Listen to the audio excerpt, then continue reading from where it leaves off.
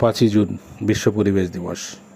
পেশাগত কারণেই রামকৃষ্ণ মিশন বিবেকানন্দ বিদ্যা মন্দির মালদার নবম শ্রেণীর ক্লাসে সেদিন অঙ্ক ক্লাস না করে ছাত্রদের পরিবেশ নিয়ে বোঝাই। পরিবেশের বিভিন্ন দিক নিয়ে আলোচনা করি এবং সেক্ষেত্রে গাছ আমাদের কিভাবে বাঁচিয়ে রেখেছে, বর্তমান বিষাক্ত পরিবেশ থেকে নিজেদেরকে রক্ষা করার জন্য গাছ কতটা জরুরি সে বিষয়ে বোঝাই। তারপর ছাত্রদের নিয়ে বিদ্যা মন্দিরের ক্যাম্পাসেই তাদের হাতেই বৃক্ষরোপণের ব্যবস্থা করি এবং তাতে খুব তারা খুশি হয়। এরপর মালদা শহরের কৃষ্ণপল্লী এলাকার রেল লাইনের ধারে গাছ লাগানোর পরিকল্পনা করি। সেই কাজে আমি স্থানীয় কিছু মানুষদের সাহায্য নেই। তাদেরকে প্রথমে বুঝাই গাছ আমাদের কতটা জরুরি, গাছ আমাদের কীভাবে বাঁচিয়ে রেখেছে।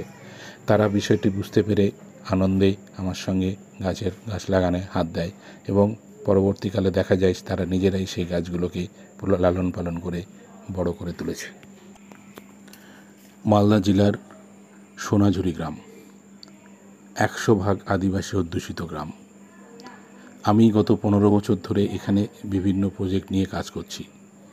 সেগুলোর মধ্যে অন্যতম বৃক্ষরোপণ,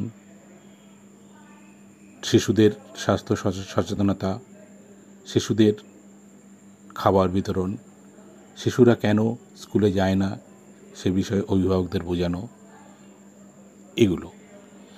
এই প্রজেক্টের সুবাদে আমি বারে বারে সেখানে যাওয়ার ফলে দেখেছি সেখানকার শিশুরা খাওয়ার আগে কখনোই হাত ধোয় না এবং একবার খাবার বিতরণ করতে গিয়ে সেটা এমনভাবে আমার নজরে এলো, খাবারটা দিয়ে তারপর আমি তাদেরকে বুঝাই কেন হাত ধোয়া জরুরি, আমাদের হাতে কত জীবাণু থাকে, সেই জীবাণু কিভাবে পেটে গিয়ে আমাদের শরীরে বিভিন্ন রোগ ছড়ায়।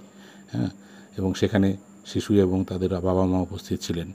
তারপর সেই শিশুরা পাশের টিউবওয়েল থেকে হাত ধুয়ে খাবার খায় এবং তারপর আমি যতবার সেখানে শিশুদের কিছু দিয়েছি আর নতুন করে তাদেরকে বলতে হয় না যে হাত ধুয়ে আয়।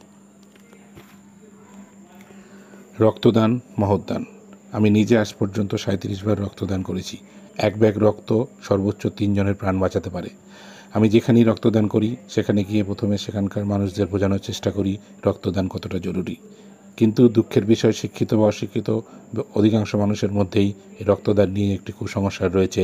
তাই রক্তদান বাড়াতে গেলে প্রথমেই দরকার এটি কুসংস্কার মুক্ত মন এবং মানসিকতা। তবে বর্তমানে এই নিয়মিত রক্তদান যারা করে তাদের উদ্যোগে প্রচার এবং বিভিন্ন রকম সচেতনতা শিবিরের মধ্য দিয়ে সমাজে রক্তদানের প্রবণতা বাড়ছে, এটাই সুখের। তাই বলবো রক্তদান করুন, মুমূর্ষু রোগীর প্রাণ বাঁচান।